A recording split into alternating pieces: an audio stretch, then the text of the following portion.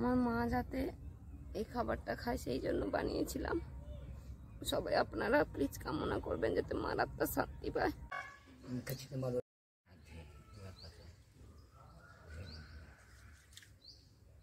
नमो विष्णु आएकबार नमो विष्णु आएकबार नमो विष्णु फेले दिन हाथ तो धुए नहीं हाथ जो करो नमो विष्णु नमो विष्णु नमो विष्णु।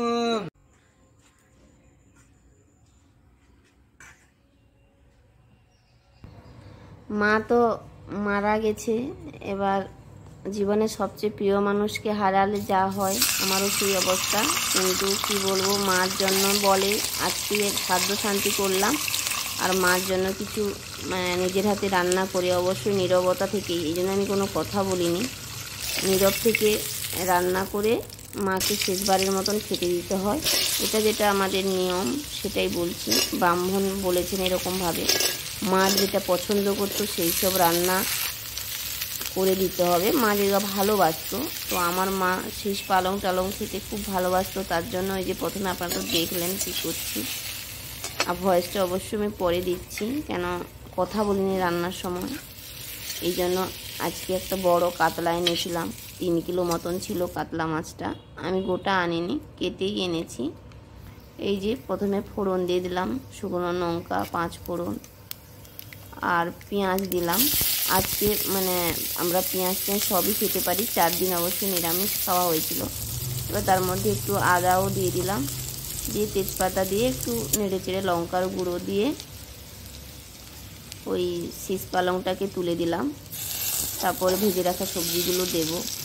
কী বলুন তো, ভিডিওটা ভাবলাম করব না, তারপরে ভাবলাম আমার মার তো, আমি যে ভিডিও করি কোনো ছবিই নেই আমার মার, তো তার জন্য আমি এটা আমার মার স্মৃতি হিসাবেও থাকবে। আর আপনারা সবাই প্লিজ কামনা করবেন শুধু আমার মা যাতে আত্মাটাও শান্তি পায়। আমি সেই উদ্দেশ্যেই কিন্তু আজকে এটা শেয়ার করেছি, নাহলে হয়তো শেয়ার করতাম না। এই দেখো রান্না প্রায় কমপ্লিট। আর সত্যি কথা বলতে কি, রান্নাটা আমি তো এক মনেই করেছি, বুঝতেই তো পেরেছেন। মা সবাই জানেন যে মা কী হয় সবার কাছে, তো এত ভালো হয়েছিল, বা স্মেল বা মা যেটা ভালোবাসতো সেরকমই, বা স্মেল সবই এত সুন্দর ছিল না। লাস্টে একটু চিনি দিয়ে দিলাম আর গরম মশলার গুঁড়ো একটু দিয়ে দিয়েছি। আমি যতগুলো রান্না বানিয়েছি সবগুলো আমার মা খুবই ভালোবাসতো। দেখুন অনেক রান্নাই ভালোবাসতো, তো সবটা তো করা সম্ভব নয়, কেন আমি শ্রাদ্ধ শান্তির পরে আমাদের উনুন জ্বালাতে হয়েছে, তো তার আগে জ্বলবে না। তাই আমাদের সারাদিন আমি উপোস থেকেই শ্রাদ্ধ শান্তি করে, তারপরে রাত হয়ে গেছিলো রান্না করতে করে আমি আমাদের নদীতে, কাছে যে হলদি নদী আছে ওখানে ভাসিয়েছিলাম। এবার মাছের ঝোলের জন্য মাছগুলোকে প্রথমে ভেজে নিচ্ছি। আর সত্যি ভালোও লাগছে না সেভাবে ভয়েস দিতে, কিন্তু করেছি যখন টুকিটাকি তো বলতেই হবে, তাই বলছি। আর প্লিজ আপনারা কেউ কোনো অন্যরকমভাবে মাইন্ড করবেন না, অনেকে অনেকভাবে হয়তো নিতে পারেন এটাকে। যাই হোক, মাছগুলো সব ভাজা হয়ে গেল।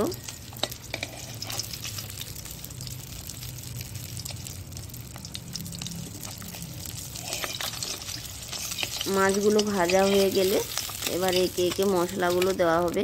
আলুগুলো ভেজে নিচ্ছি।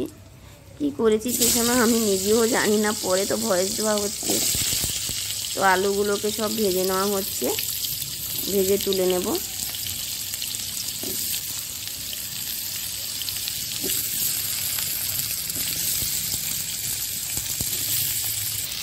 একটু লবণ দিয়ে দিচ্ছি। তারপরে যে দেখুন এলাচ, দারচিনি আর গরম মশলা জিরে দিয়ে দিলাম। একটা কাঁচা লঙ্কাও দিয়ে দিয়েছি ওর মধ্যে, দিয়ে একটু রসুন বাটা দিলাম। মাংস ডিম করতে নেই, মাছ করা যেতে পারে।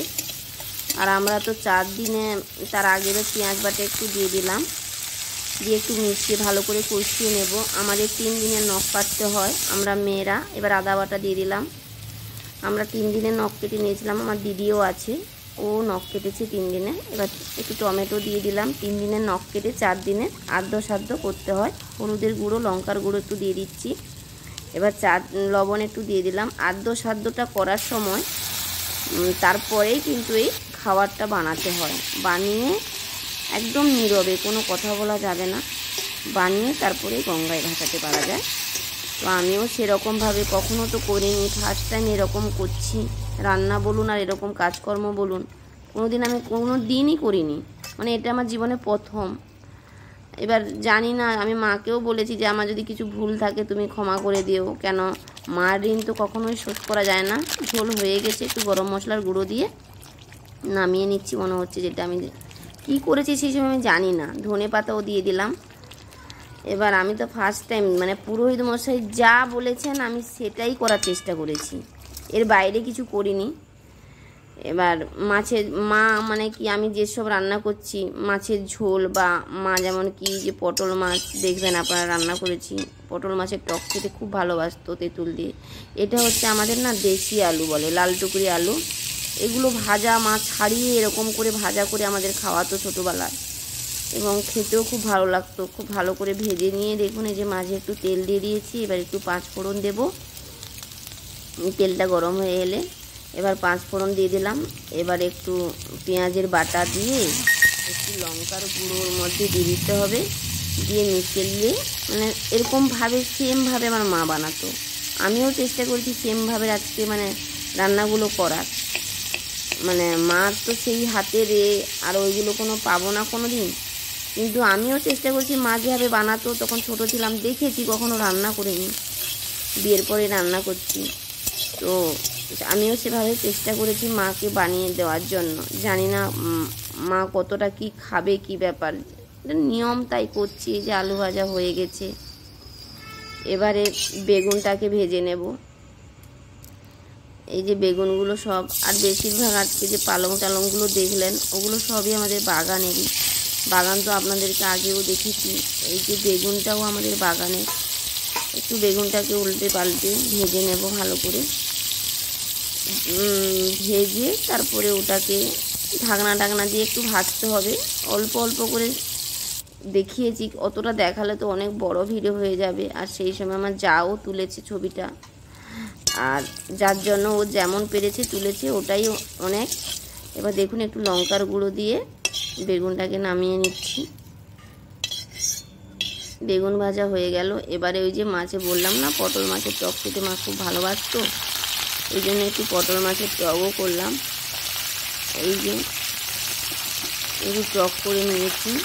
আর বলে এগুলো করে মানে সবাইকে খাওয়ালে ভালো। আমি এমন জায়গায় থাকি। এই দেখুন 5 ফোড়ন একটু দিয়ে দিচ্ছি, দিয়ে কাঁচা লঙ্কা চিরা দিয়ে দিলাম, দিয়ে ওখানে ওলকপি আর কচু কাটা ছিল ওইটা দিয়ে দিলাম ওর মধ্যে। এবারে পুরনো তেঁতুলের কাঠটা বের করে ওর মধ্যে দিয়ে দেওয়া হবে। একটু লবণ হলুদ দিয়ে দিচ্ছি।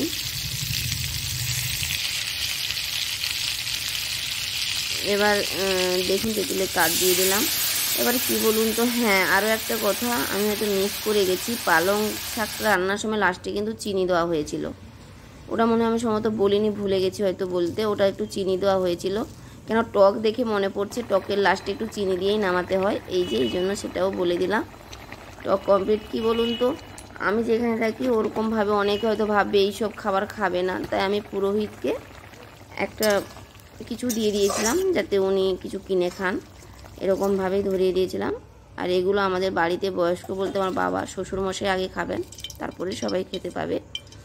আগে মাকে অবশ্যই দেওয়া হবে, নদীতে ভাসানো হবে, তারপরে আমার বাড়িতে যারা মুরব্বী বলতে আমার শ্বশুরমশাই উনি খাবেন, তারপরে সবাই খেতে পারে। আর এদিকে একটু এরকমভাবে আমার মা মুসুর ডাল রান্না করতো, আমি যেভাবে রান্না করছি সেমভাবে।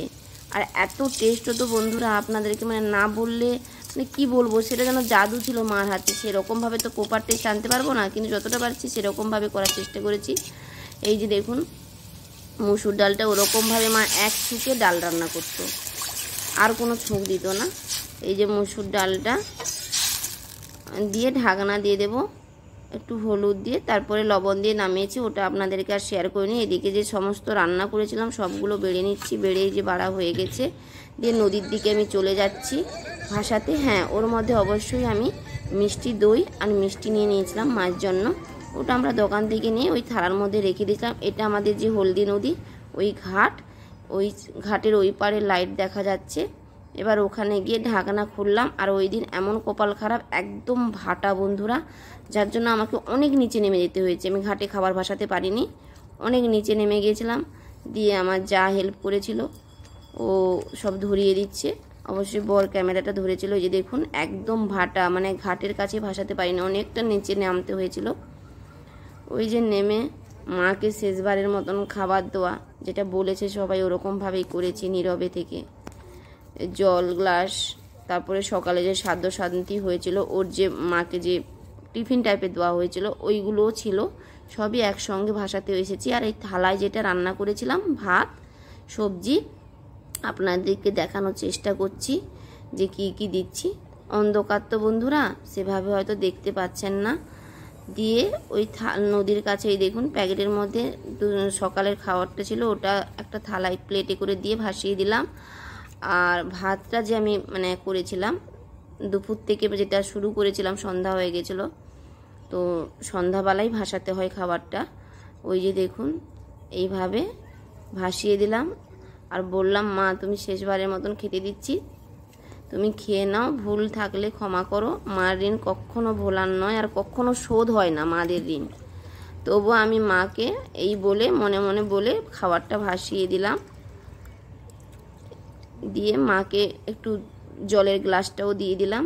দিয়ে একটু ধূপ দ্বীপ ঘোরাতে হয়, ডাকতে হয় মাকে, সেটাও আমি করলাম ধূপ দ্বীপ জ্বালিয়ে। এই যে ধূপ বাতিটা, ওখানে তো নদীতে মানে জ্বলছিলই না, এত বাতাস, যদিও জ্বলছে আর নিমছে না ধূপটা। দিয়ে ওখানে মোটামুটি যতটা পেরেছি করেছি। আপনাদের ওদিকে হয়তো অন্যরকম নিয়ম আছে, আমাদের এদিকে এরকমই, বিভিন্ন জায়গায় বিভিন্ন রকম নিয়ম থাকে। আমাদের যেটুকু নিয়ম বলেছে সবাই, আমি সেইটুকুই করেছি। মূলত পুরোহিত মশাই যেটা বলেছেন আমি সেটাই করেছি। দিয়ে ওই যে দেখুন ধূপটা ঘুরিয়ে দিচ্ছি। আর আপনাদের কাছে এই যে একটা নৌকাও দাঁড়িয়ে আছে, আমাদের তো ওখানে অনেক নৌকো থাকে, অনেক নৌকো দাঁড়িয়ে আছে। আর আপনাদের কাছে একটাই রিকোয়েস্ট, আমার মার আত্মার শান্তি কামনা করবেন, যাতে মা পরজন্মে মানে আবার ভালো হয়ে জন্ম হতে পারে। মাকে তো আর কোনোদিন ফিরে পাবো না কাছে, কিন্তু আপনাদের কাছে এটাই অনুরোধ, আমার মার আত্মার শান্তি কামনা করবেন। এই যে প্রণাম করতে হয় মাকে, শেষবারের মতন প্রণাম করছি খাবারটা ভাসিয়ে, যে মা তুমি যেখানেই থাকো ভালো থেকো।